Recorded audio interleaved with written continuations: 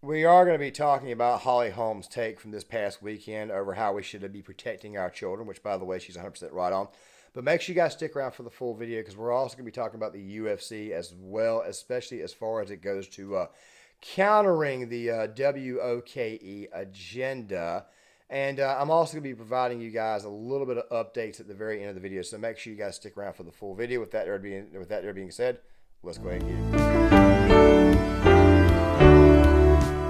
100% absolutely authentic and based. Something that's been on my heart, and I feel like I have the platform to say it. I need to say it. I just feel it's really sad, all the sexualization of our children right now, and we need to protect them, whatever that may be. Let's protect the children, please. Do anything we can to help. What is up, gang? John Claymore here, and we got a couple of stories from the weekend to start out on Monday. Expect a few more videos than normal on both channels. Obviously, short time of prepping. I've been a little bit off on. However, there are going to be some updates at the end of the video, so make sure you guys stick around for the full video. Also, the same updates clip will be inserted in every video that comes out tomorrow, so that way you guys can kind of understand exactly what I'm planning on doing going forward as far as actual releasing itself. So, let's go ahead and talk about this. So, I'm pretty sure most of you guys know about the let's just say the agenda to have our kids at a very young age begin the transitioning process if they have any shred or any hint of some type of gender dysphoria. Now, guys, there have been several studies that have shown that 80% of these kids eventually grow out of it by the time that they're 18 years old. A lot of times they grow out even before that. And there's also studies that show that there are people even after getting the procedure done that they still kind of, I can't actually say it because YouTube actually has this thing about certain words that may be the main reason why it is that I have a hard time up here sometimes, but I think I did a video on this earlier. I'll leave it in the description box for you guys. I advise you guys go check it out because it was the Act Man and Steven Crowder who kind of pointed out the way YouTube was going in the direction they're going in. So just make sure you guys know about that. We'll also be talking about Rumble towards the end of the video. So obviously, a lot of you guys know about the agenda. Okay, so this right here wasn't just some caught up in the moment thing. She also would do the post fight press conference. She would answer some questions about that. And of course, she would absolutely stay completely based. However, there is something that a lot of people, especially the left leaning UFC fans, do not understand. And I'll be explaining that on the other side. But for the time being, let's go ahead and watch this, and I'll catch you guys on the other side. Post-fight speech to use a platform, I believe, to sort of speak out against the sexualization of children. I'm curious if you wanted to use your platform again now to sort of go into further detail. You know, there's a lot of things. I don't ever want to be, I'm not like a real political person. I don't like to put that stuff on any of my social media or because I think but there's also just right and wrong, and I feel like everybody should be on the same side on that. I don't feel like that has anything to do with left side, right side, or anything like that. I feel like everybody should be wanting to protect our children. And there's stuff that is, there's a lot of child trafficking, and I mean that's like the extreme part, but there's a lot of levels to it. You just see it almost being more accepted, and I think that's really sad. So I just feel like we should all do what we can. I know it's like a lot of people don't even know what to do, but if I can at least have a voice on it, then that's something I can speak out on it. And it's just to get everybody together to protect children. It's childhood really affects people in their long-term life too. I mean, I have friends that are adults, and their biggest thing that kind of is this shadow, kind of that dark space in them is being sexualized when they were young. And I just feel like it's almost getting accepted. There's one more thing, too, to consider because Bisping looks rather pleased. Now, guys, I've heard Bisping sound off on this issue before. He just doesn't do it very often. It's normally like in on-the-street interviews in his native England. But we may talk about him at a later date. Now, we'll talk about the UFC, too, here in a second because even though I have some disagreements with Dana White on some things, especially involving the fighters themselves. I got to tell you right now, though, I do love the fact that he allows his fighters to be able to, how do I say, combat the woke narrative, the woke agenda, which, by the way, is just willfully overlooking some form of evil. Don't worry. We'll talk about that acronym here soon. I know I completely bypassed the K, but it is what it is. The thing is this right here. Holly would have some experience in this area, and let me go ahead and break down the reason why. You see, Holly was also talking about childhood trauma. as I have mentioned before, that a lot of what's going on here, you're traumatizing that individual for the rest of their life. It's one of the main reasons why that right there is so high. Like I said before, can't actually say the word because of YouTube standards or guidelines. But hey, like I said, that video will be in the description box. The thing is this right here. Holly is also a preacher's daughter. Now, a lot of people don't know this, and let me go ahead and say this right now. Ministers don't just preach. Most ministers, most preachers, most pastors, most priests, preaching is not all they do. The message is not all they do. A lot of times they serve as a bit of a spiritual therapist, a spiritual guide for people.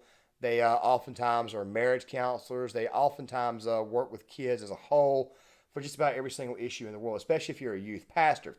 Now, Holly would obviously know this, being a preacher's daughter. She obviously knows that her father had been around certain kids from time to time who probably dealt with these types of issues, if not actual gender issues, possible abuse, sexual abuse, of course, physical abuse, just general trauma as a whole. The idea is to provide a spiritual answer to kind of help people get through or get over and hopefully bring them over to Christ. Yes, I'm a Christ lover. I am a Christian. So yes, I do believe in the power of having some form of spiritual healing, especially when it comes to the form of a minister. Fact of the matter is this right here. Holly's father would have treated some of these people or would have at least had conversations with these people, and Holly would obviously know about it. As I said before, she is a preacher's daughter. She is a preacher's child, so therefore she would probably have some form of experience in this area. So to all those who are saying that she does not know what she's talking about, I highly advise you guys actually go to a church, spend some time in a church, spend some time around a pastor, and get to see exactly what it is that they do for a living before you decide to start passing judgment on this individual. Now, with that right there being said, let me go ahead and kind of give you guys my thoughts on the UFC and my thoughts on Dana White, because as I mentioned before, there were a couple of things that I do have some issues with him on, and I'm going to go ahead and do that now.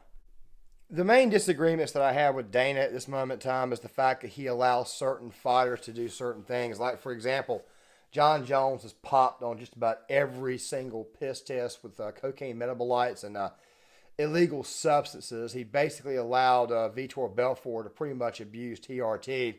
When it came to the case of Conor McGregor, who, by the way, Conor has actually grown on me a lot over the years. Conor, basically the way he got his title shot against Jose Aldo, however you want to pronounce it, was essentially off the backs of beating the UFC's version of the Brooklyn Brawler. The Brooklyn Brawler was a jobber in the WWE. Steve Lombardi, he was used to go ahead and put younger talent over. That's basically what a jobber was, pretty much a ham and egger. Yeah, that's pretty much what the hell happened there, and he basically did that. Of course, a lot of people are going to say that Dennis Seaver, who is who I'm referring to, it took me a second to do this. I know somebody may come across this video and say you're insulting Dennis Seaver, and I may get flamed in the comments. That's okay, though, because the guy's an absolute bum. The thing is this right here. Even though he makes some bad decisions like that, he still allows his fighters to counter the whole woke narrative. As you guys may already know, the vast majority of sports, at least sports commentary, and the way the sports media is working, is to a much, much more woke audience. As I explained in the ESPN video, by the way, they're laying off 7,000 employees. They've been pumping the whole race agenda and race message to the point to where now they have to lay off employees, and they may find themselves without, let's just say, some stable revenue. Now, guys, I'm going to go ahead and close this video out with the updates. Please stick around. This same exact clip that I'm about to show is going to be in all the videos today for this channel and Short Timer Prepping, at least for the next couple of days. And I'll basically the whole reason behind this is to kind of avoid doing a full-on updates video, which I'll probably just do for Short Timer Prepping alone to kind of explain my absence.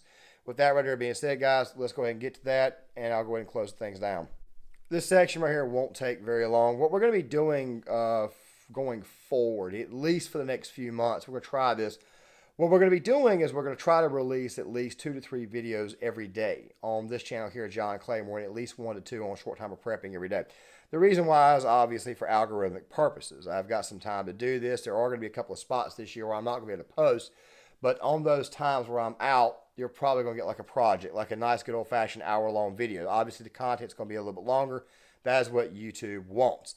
The thing I'm kind of prepping you guys for is that Monday through Friday is normally when I post. I normally don't post on Saturday and Sundays. However, I would like to get those projects out on Saturdays and Sundays. So basically what it does is it gives me an entire week to kind of get those projects ready. Now that I'm officially a full-time YouTuber, haven't really been one for the past 2 years.